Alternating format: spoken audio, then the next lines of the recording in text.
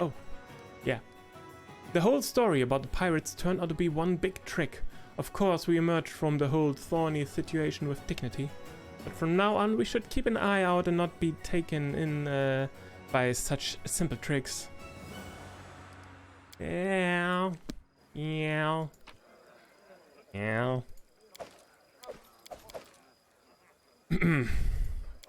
Probably I should have tried a bit harder to talk to her in the camp, I guess. Fought battle of the century. Epic rap battle of victory. Unrivaled enemy Bellavara to share stage with 2 foreign stars. Enemies adversaries. Maestro Ranunculus, the silver-tongued heart stealer from faraway lands, performs love lyrics and historical sketches. KR, the towering troll bard from across the sea, performs a set of ballads about his travels in mysterious ancient dungeons. Event sponsored by Pitak City's esteemed magistrate. For tickets, contact your hall representatives. Okay.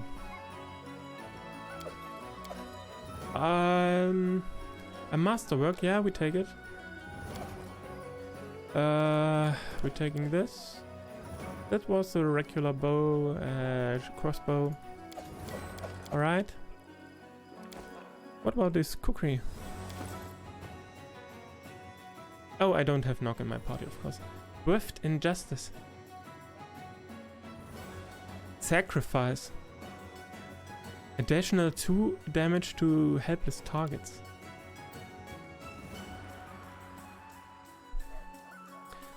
Sacrificial. Against a helpless foe, the weapon's enhancement bonus is +2 better than its actual bonus. So prone enemies, I guess, right? Okay. Alright. Going to save this. And maybe we are channeling some positive energy here.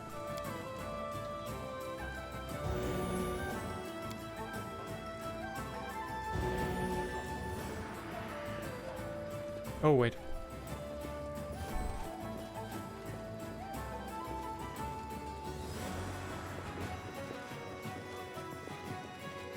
We can't enter the academy, okay. Then we just leave. Atalia Gitarin? Eh? Oh, didn't even see her standing there. Okay, we can talk to her again.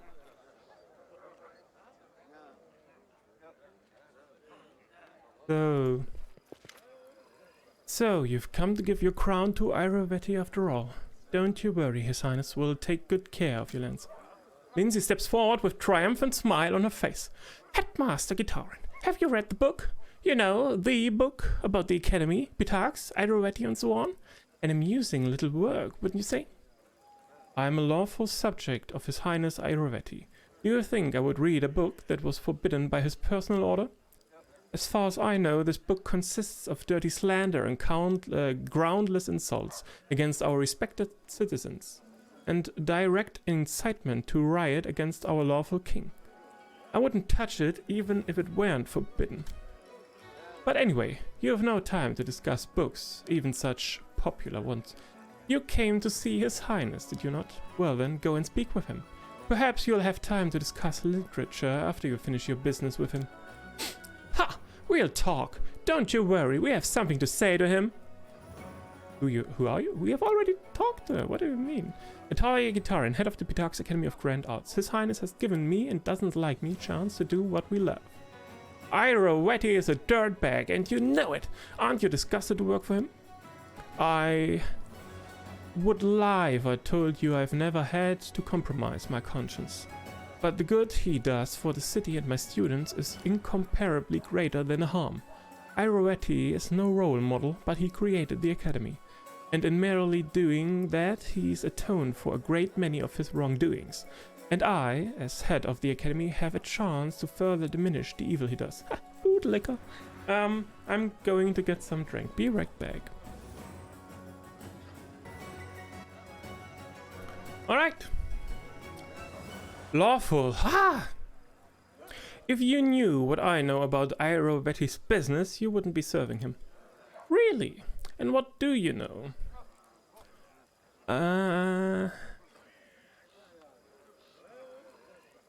All the members of old families kidnapped by Irovetti are dead. Their bones lie at the bottom of the underground pond at White Rose Abbey. I suspected as much, but the war between Irovetti and the trade houses doesn't concern me or my students. The academy wasn't founded by the old families, I'm not beholden to them.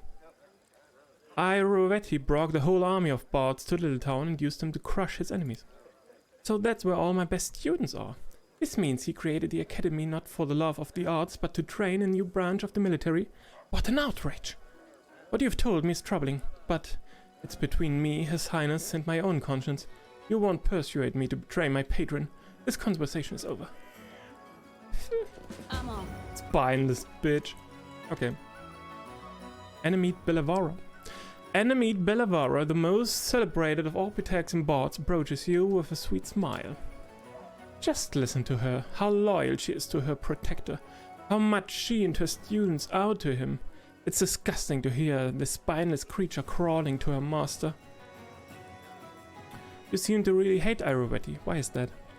For the same reason, he is hated by every Pitaxian girl or boy unlucky enough to catch that stinking pig's eye.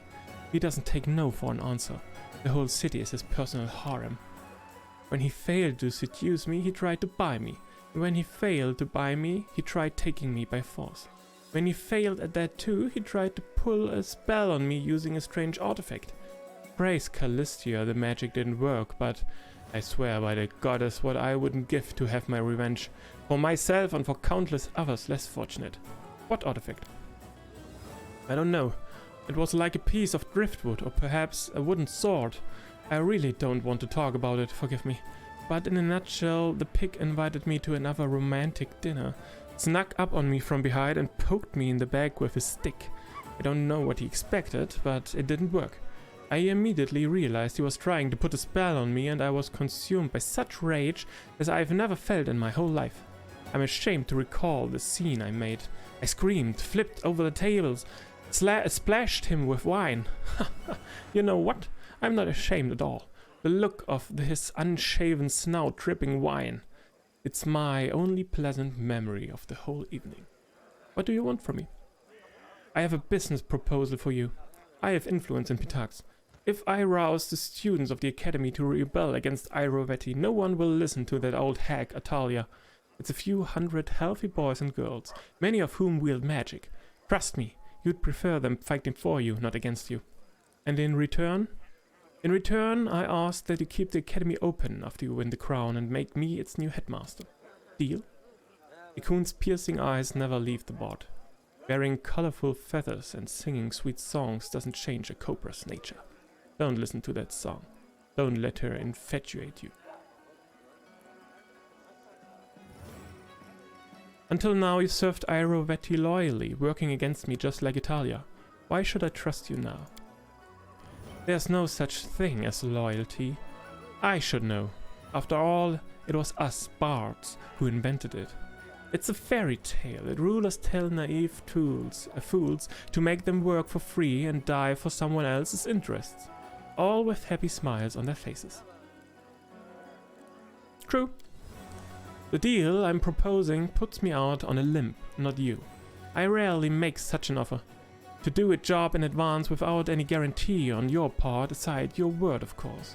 It's a terrible risk, but I'm ready to take it for a chance at revenge. You, on the other hand, risk nothing. Valerie chuckles. Loyalty was made up by bards, you say?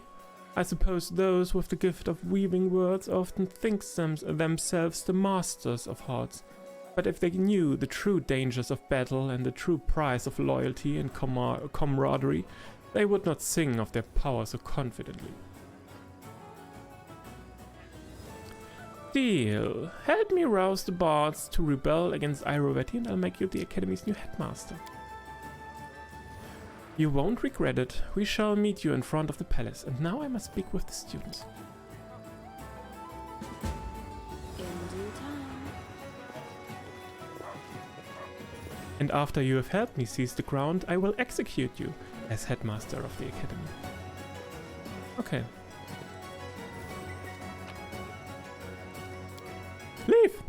Yeah, I think the next playthrough will definitely be an evil playthrough. Port!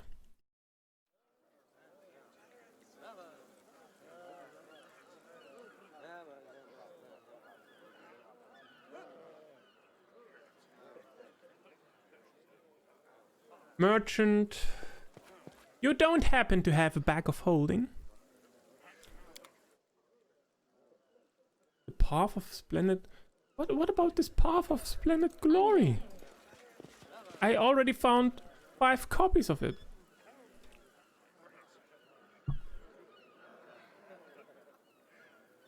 Gosh. What do we have here? Decorated scabbard. It's trash. Okay. What's that? Oh. A stinky fish barrel. Let's see. Is it armed with a trap? No, it's not. Okay. Well, okay. It's more than I expected. But I guess that's the point of hiding a treasure in a stinky fish barrel.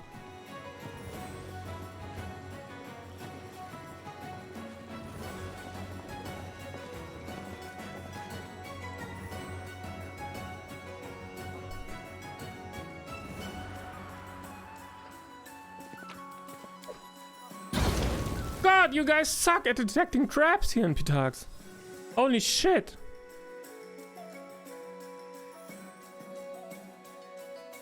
Unbelievable.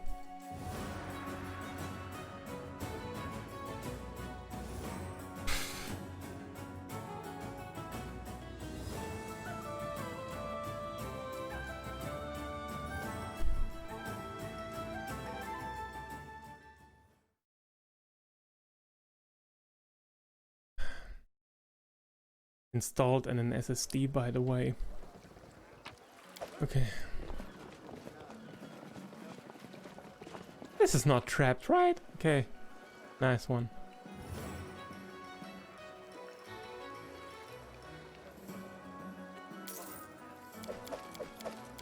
In due time.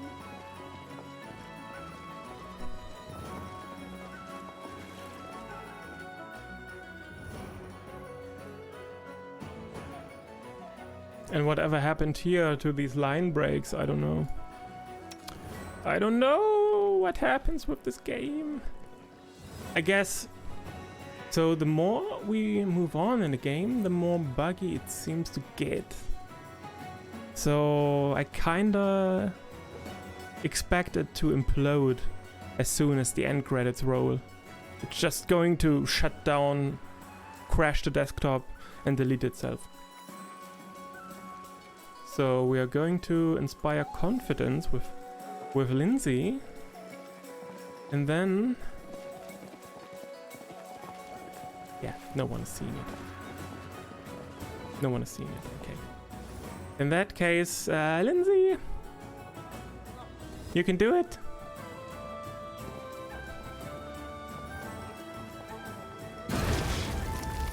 What the fuck is the blast radius there? Pendant. God damn it.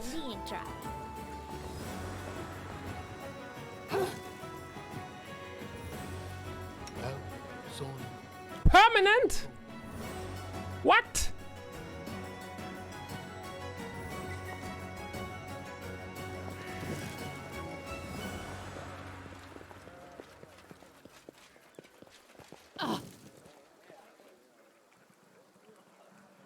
What do you mean permanent?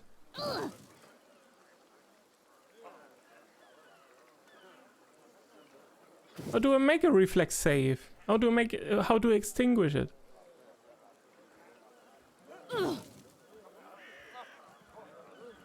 DC 25? Okay, she finally rolled high enough. God damn it. You guys suck. Okay. I'm there. Carnivore. Oh, that was the Thieves Guild guy, right?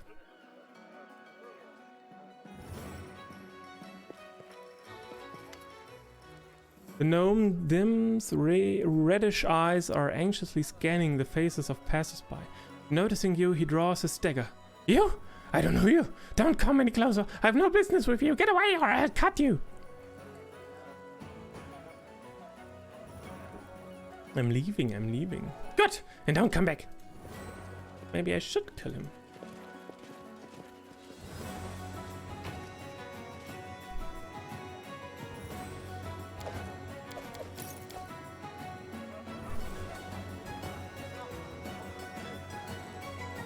Yeah, maybe getting into that tavern there.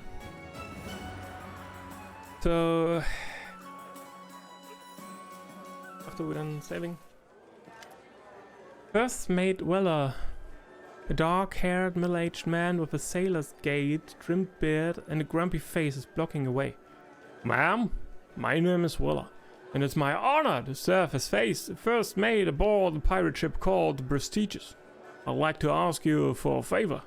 Help me save my merry crew of sea dogs from drowning in the bottoms of the bottles. Can I count on your help?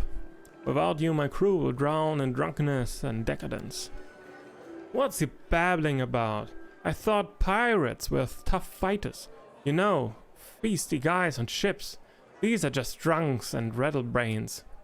A pirate names himself such from the start. Then he has the audacity to ask for help. Life in the River Kingdoms is insane. They really need a change. What's your problem? Weller grimly points at the drunken pirates. There, our crew has placed an order. A wizard named Blakemore agreed to create a grimoire for us. A book, but more a masterpiece of art. We are supposed to meet him at this tavern 2 or 3, well, several days ago. But he hasn't shown up. Worse, we have no idea where you should look for him. Oh, I already met him. Blakemore is an extraordinary man full of amazing stories, but he's jealous of his solitude. In truth, if the whole crew stays here drinking, waiting for him for days upon days, and if it goes on like that, why, we'll lose our image as honest pirates. What respected client would want to hire us then? It's long past time for us to set sail, but Captain Martin will hear nothing of it. He won't leave without the book. I need your help. I have to overthrow the captain and take command, but I'm not the most popular man in the crew. If Martin is like an amusing and irresponsible father for the sailors, I'm the strict mother ready to pull her rolling pin to use. I need someone who can persuade the sailors to take my side. There aren't many who support me now, just those who want to fill our sails with southern winds. It's true we live in an age of decline and decadence.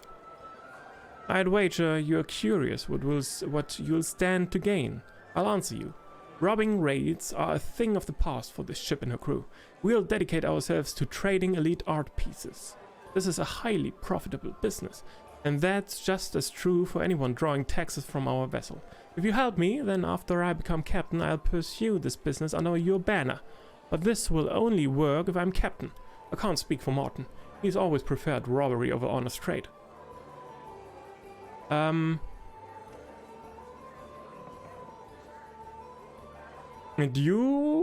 aren't you worried that I might reveal your plans to the captain? No, I'm not. For many years I've kept this crew afloat, both our ship and our business. If I don't overthrow the captain in a few weeks, there won't be any crew left. Answer me this about Blakemore and the Grimoire. I'm ready to tell you whatever you wish, if it helps you to help us. Tell me about the Grimoire. Weller spits grimly. Not much to be told. It's a book. It's big and beautiful, covered with calligraphy. Knowing Blakemore, I'd bet it's full of magical surprises, but its main value lies in the perfection of the visual aesthetics. Weller smirks. I sound like an artist, don't I? As you can see, throughout the years I've become well versed in matters of art. I've practically grown to love it. Who is this Blakemore? I've heard many accounts and I don't believe any of them. Let's just say Blakemore is a living phenomenon. If you listen to him for 5 minutes, you'll hear the most impossible stories any dreamer's mind could ever produce. But at the same time, he's an extraordinarily gifted wizard and skilled artist. I can attest to that personally, I'm pleased to say. I have no more questions. I've got a question about your line of work.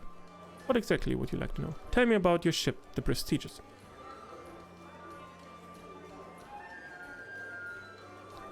You won't find a more glorious pirate ship anywhere.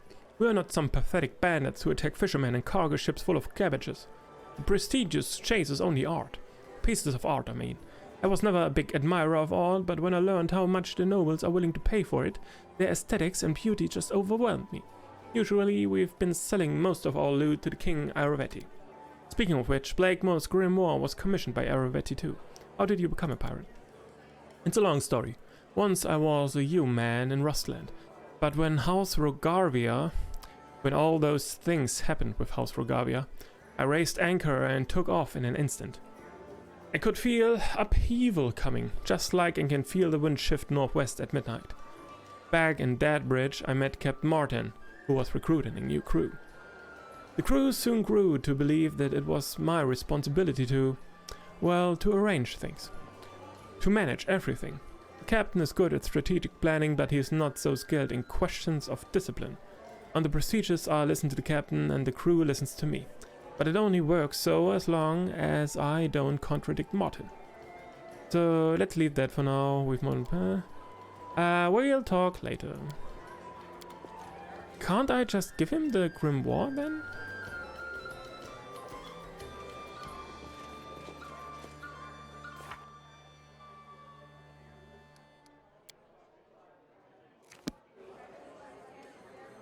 Can't I? I have the Grimoire. I mean, I have it right on my belt, actually. Blakemore's Grimoire. Sammy! Hello there. Hello there, how are you doing? How was your day? Greetings, Your Highness. Can't I just hand you the Grimoire then, so you can leave? Well, I don't guess so. Bloodmond! A grim man with long brown hair and an unpleasant face is drinking in a corner alone. He doesn't seem to be pleased with your attention. What do you want, missy? You're home at last, finally. Wow, now? What did you do the whole time? Were you working the late shift or something? Who are you? And who are you? I'm a pirate, a sailor on the Prestigious. Just a sailor. Sailor Bloodmond, if it pleases you. Satisfied? What do you think of your stay ashore? Haha, we should never have relied on Blakemore's punctuality. He's a special person, that one. But never expect him to know what time it is. As for me, I don't care so long as there's enough beer. Perception check passed. You talk about Blakemore with such confidence. Do you know him well? Bloodmond winces, realizing that he said more than he intended. By the Kraken. Okay, just stop yelling. Please lower your voice, Missy. I'll tell you, but it's just between the two of us, okay? I was Blakemore's apprentice after I replaced his former servant, a deaf-mute kobold. I used to visit him. He even gave me the key to his hideout, but now some of them, mostly first-mate Weller, are angry with Blakemore. If they find out that I'm friends with him, they'll pay him a visit and take that stupid book. And Blakemore, he very much dislikes intrusions. Where does he live? I have already seen him. Yeah, because of Christmas. Alright then. Sammy, have a nice meal. And have fun lurking. And have a good night then. Thank you, thank you. Where does he live? And why should I tell you? Like I just said, Blakemore doesn't like guests. Well, as I said, we've already been there, so it doesn't really matter. Because I will help you set sail again. Succeeded. Oh, that's quite an offer. You rarely meet a stranger who cares so much about your own concerns. In the blink of an eye, the sailor pulls out a map and pokes it with his finger. It's here. Give me the key. This is my key. Why would it give it to you, oh curious one? Because you don't want to die of old age in this tavern. Failed. I was told by Circus fortune teller that I would die at sea during a storm. It's calm today, so I'll live for now. Okay, we'll return to this later. Understood, okay. Why are you sitting here alone? Because I don't need company. That's a hint, in case you didn't notice. The sailor sighs heavily. Why is it that when a person drinks alone, everyone wants to join him? Over there's a whole crew of sailors, eager to share their tales. Okay. Captain Martin!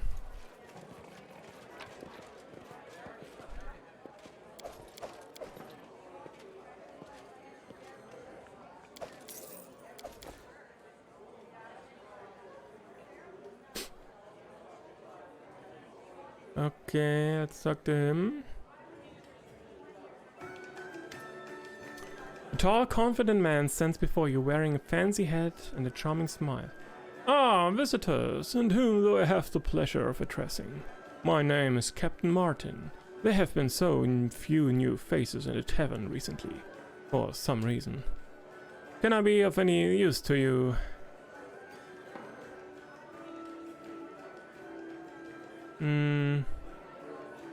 What are you doing here? We have a rendezvous with a most outstanding artist, but he's rather late. My crew needs a way to blow off some steam, or their bloodthirst will get the better of them. Is there any way you can help me? You see, not so long ago I commissioned a wizard named Blakemore to create a grimoire. It should be an amazing book, a masterpiece of calligraphy and fine art. Blakemore is a phenomenal genius and author of some mighty tall tales. Alas, punctuality is not one of his virtues. He is not much good with people at all. Blakemore has lived too long a hermit. In fact, we don't know where he lives. But if you ever cross paths with him and you can somehow bring back the grimoire to us, my gratitude would be immense. And of course, we'll immediately set off without disturbing the peace of these good citizens. Okay. I have a question for you as a ship captain and seafarer. The captain adjusts the rapier on his belt with a swaggering gesture. Our ship has visited every single port in the world. I know a few things that'll surprise you. I've never heard of you. Who are you? Haven't you heard? Perhaps you're not interested in art. I'm the famous Captain Martin, commander of the pirate ship Prestigious. We are masterpiece hunters, art thieves, and welcome guests in the house of collectors and connoisseurs of beauty. I met King Irovetti himself, hosted me at the palace more than once, and he's always been satisfied with my gifts. Tell me about your crew. Oh, our crew is a team of extraordinary ladies and gentlemen. Callis, that elf who was picking a fight so gracefully when you entered, he is a true master of boarding fights. The senior sailor, Shagnack, is quite funny and witty fellow like no one else. Of course, sometimes his orc half prevails and his tricks start posing a danger to others. But everyone has some flaws, right? Barbum is a true dwarf and a natural-born ship treasure. His budget always squares with the treasury. Although one time he strangled a sailor because the treasury couldn't cover his salary. But in the end, his budget was spot on. Over there in the corner, that's Bloodmond. I've never met a more gloomy and rude man. They say he was once a crewman on the ship of the damned, but I wager that's all just a tale. And, of course, let's not forget my first mate Weller. He's my right hand, a man of impeccable loyalty. And don't tell anyone I told you, but he's a great fan of art. It's a pity he hides his passion, though we all know about it, of course. Martin winks conspiratorially at you. Yeah. Tell me about your travels. That would be a long story. I can say without exaggeration, there's no sea in the world we haven't sailed. I've traded with the Kelishites, talked with the sages of Absalom, traded gorgeous carved masks from the Garoon Aborigines for rum, fought off Ulven raiders who come in the middle of the night, howling like wolves. I participated in the regatta organized by the Aspis Consortium, taking honorable second, and only because of the dishonest ploys of my rivals. The Hurricane King himself, Captain Curdock Bonefist, leader of the Free Captains and ruler of the Shackles, gave me that magnificent rapier as a gesture of respect. I listen to his stories later. I have to go. Well, farewell then. You can always find me again on this drunken sandbar. Of course, until the east wind spirits us again. Haha.